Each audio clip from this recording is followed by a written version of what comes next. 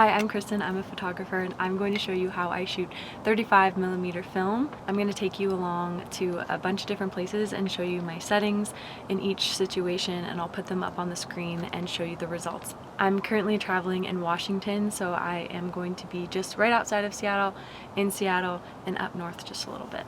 I'm shooting on a Canon AE-1 and I'm shooting with Cinestill 50.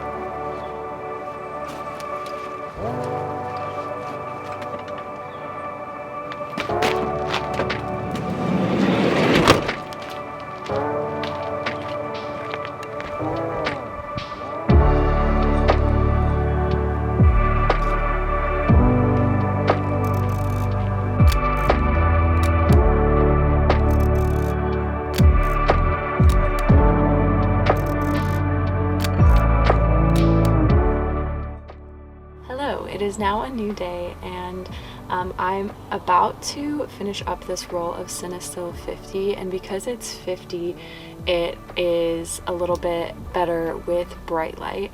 And so since we're in the Pacific Northwest now, or in the new location, it's kind of cloudy and dark, and I only have 2 shots of film left, and I don't know if this is going to work, but I just have an idea of doing like a slow shutter speed that will let in more light and then also potentially get a cool light drag from the cars driving by.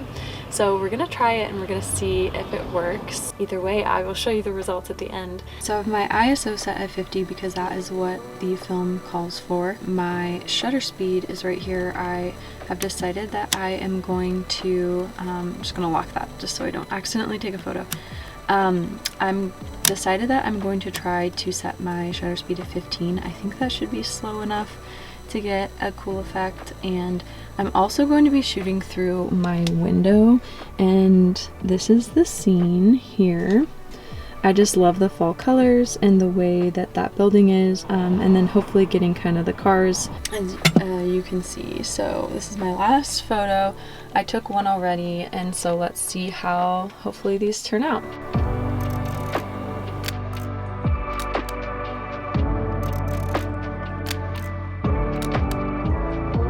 I like to try to make sure that I expose for the shadows as well, so that those aren't too dark, and then obviously I try not to overexpose for all the highlights as well.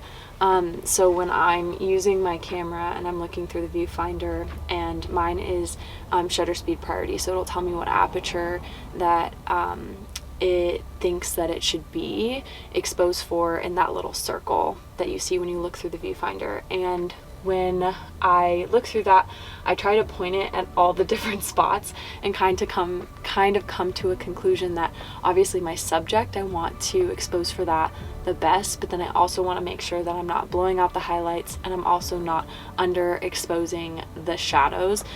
And I always try to go like one f-stop lower than it suggests, just so that it's like a little bit brighter, and just in case it's not accounting for all of the darker like shadows, if that makes sense. I'm really excited to see how this film looks. I've not used Cinestill before, so again, stay to the end to see all the photos.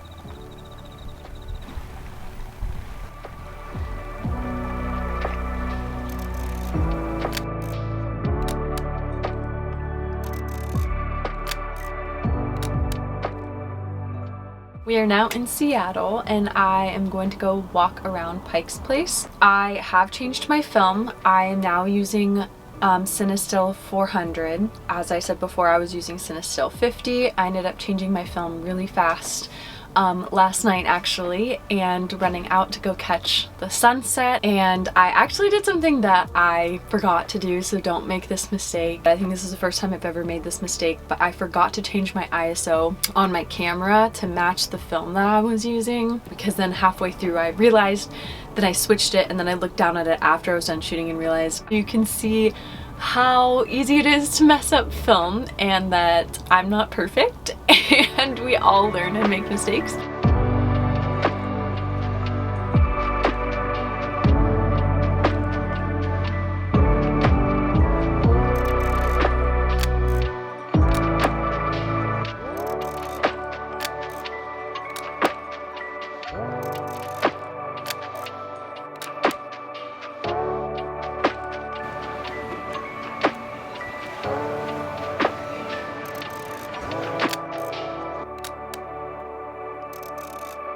Bye.